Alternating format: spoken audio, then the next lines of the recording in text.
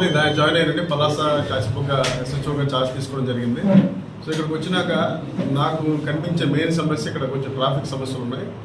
So main మన traffic సమస్య road పెద్దమైనప్పటికీ కూడా చెప్పక నాకు తెలిసి చెప్పక అందరూ కూడా రోడ్డు అర్థంగా వెహికల్స్ పార్క్ చేయడం, ఆ షాప్ యజమానులు కూడా ఎదురుగా ఎక్కడ పెట్టినా కూడా వాళ్ళు అలౌ చేయడం వల్ల కొంచెం ట్రాఫిక్ సమస్యలు ఉన్నాయి. ఇవే కాకుండా మనకి ఎక్కడైతే ఈ జీడిపప్పు బొమ్మ ఉందో, జీడిపప్పు బొమ్మ దగ్గర నుంచి మొగిలిపాడుకి వెళ్ళే రూట్లో అది చాలా బాటిల్ లెక్క అయిపోతుంది, చాలా చిన్నది అనమాట.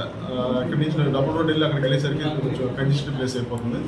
అక్కడ నుంచి షాప్ యజమానులందరికీ చెప్తున్నానండి, మా రిక్వెస్ట్ ఇది. సో మీ షాప్లోనే పెట్టుకోండి, మీ ఏవైతే ఉన్నాయో మీ సరుకులన్నీ కూడా షాప్లో పెట్టుకొని అమ్మండి. మీరు ఏం చేస్తున్నారంటే షాప్ బయటకు తీసుకొచ్చి రోడ్డు మీద పెట్టి అమ్ముతున్నారు. రోడ్డు మీద పెట్టి అమ్మితే ఏమవుతుంది, సో మీకు కొనడానికి వచ్చినప్పుడు మరికొంచెం మేము ఆ బైక్ పెట్టుకొని మరికొంచెం దాన్ని కంజెస్టెడ్ చేస్తాడు. కాబట్టి ఎట్టి పరిస్థితుల్లో కూడా మీరు లాంగ్ పెట్టుకోండి. ఇన్కేస్ లాంగ్ తీసుకెళ్ళకపోతే మేము మా పోలీస్ యాక్షన్ అనేది ఉంటుంది అక్కడే, ఎందుకంటే అక్కడ మనకి మెయిన్ ప్రాబ్లం వస్తుంది.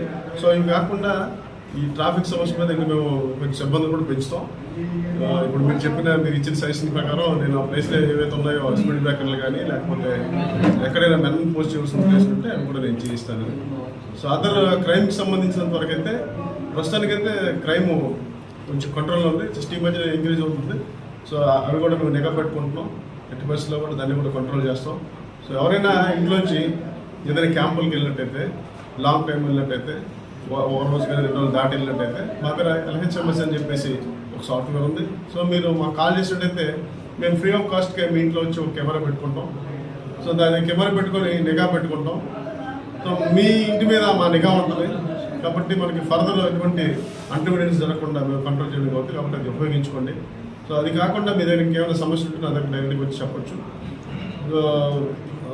నేను ఇక్కడ వచ్చి జాయిన్ అయిన తర్వాత సో నాకు టోటల్ ఇక్కడ పలాస వాళ్ళందరూ కూడా సాఫ్ట్ మెంటాలిటీ ఉన్న వాళ్ళు, ఎందుకంటే ఇంతకుముందు ఇక్కడ వచ్చిన కొత్తలో కూడా చేసాం, నాకు అప్పుడు ఇంక తెలుసు అందరూ కూడా.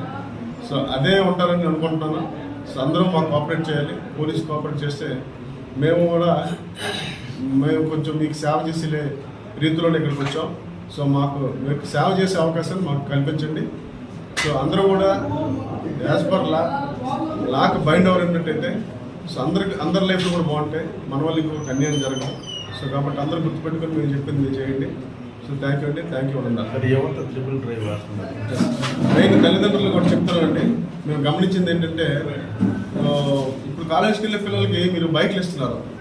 సో అది పిల్లలకి ఇవ్వచ్చు, బైక్లో సరదా ఉంటుంది. మన పిల్లడే కదా, మన పిల్లడు బైక్ నేర్చుకోవాలి, కార్ నేర్చుకోవాలి, సరదా ఉంటుంది. కానీ మనం ఏం చేస్తాడు, కాలేజీకి వెళ్తే దాని మీద చాలా స్పీడ్గా ఓవర్ స్పీడ్ వెళ్ళటం, ట్రిపుల్ రైడింగ్ చేయటం, ఇవన్నీ చేస్తాడు.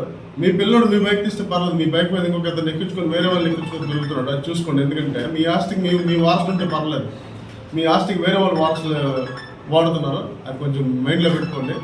మీరు అది మైండ్లో పెట్టుకుంటే ఆటోమేటిక్ మీరు బైక్లు ఇవ్వడం మానేస్తారు. సో ఇది కొంచెం తల్లిదండ్రులందరికీ చెప్తున్నాం, ఎట్టి పరిస్థితుల్లోనూ మీ పిల్లలకి బైక్లు ఇవ్వకండి. మీరు మీ పిల్లలకి మైనర్ కానీ బైక్ డ్రైవింగ్ నాకు దొరికినట్టయితే తల్లిదండ్రులు ఇక్కడ తీసుకొచ్చి పోలీస్ స్టేషన్లో వాళ్ళ మీద కేసు పెడతాం. ఎట్టి పరిస్థితుల్లో కూడా ఇది తగ్గేది ఉండదండి. అది కొంచెం గుర్తులో ఉంచుకోండి. Thank you.